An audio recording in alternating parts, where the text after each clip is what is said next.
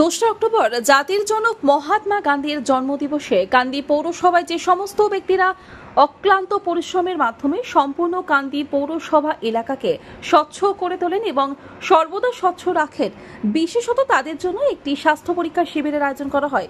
বিশেষজ্ঞ ডাক্তার দ্বারা স্বাস্থ্য পরীক্ষা এবং ঔষধ প্রদান করা হয়। অনুষ্ঠানে উপস্থিত ছিলেন কান্দি বিধানসভার বিধায়ক অপূর্ব সরকার, কান্দি পৌরসভা চেয়ারম্যান জয়দেব ঘটক, কান্দি পঞ্চায়েত সমিতির সভাপতি পার্থ প্রতিম সরকার সহ অন্যান্য বিশিষ্ট ব্যক্তিবর্গ।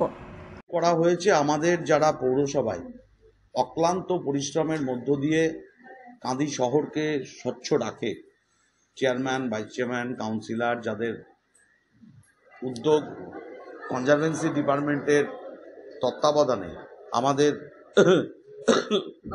এই শহরকে পরিচ্ছন্নতা রাখার কাজে নিযুক্ত আছে সবাই।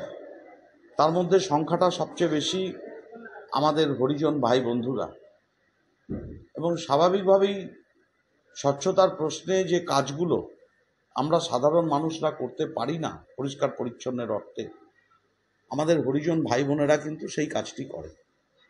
এবং এই শহরের কোথায় জমা জল, কোথায় আবর্জনা, কোথায় কি আছে, তার জন্যেও কিন্তু আলাদা কর্মী, মহিলা কর্মী বাড়ি বাড়ি ডোর টু ডোর ভিজিট করা, পতঙ্গবাহিত রোগ যাতে না হয় এগুলো তারা দেখেন, এবং সাফাই কর্মীরা সেগুলো সাফাই করেন।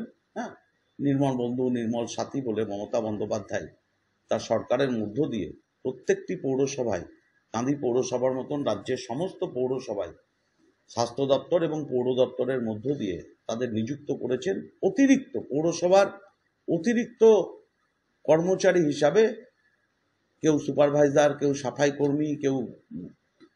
মুর্শিদাবাদ থেকে অর্ক রায় রিপোর্ট, আনন্দ বার্তা।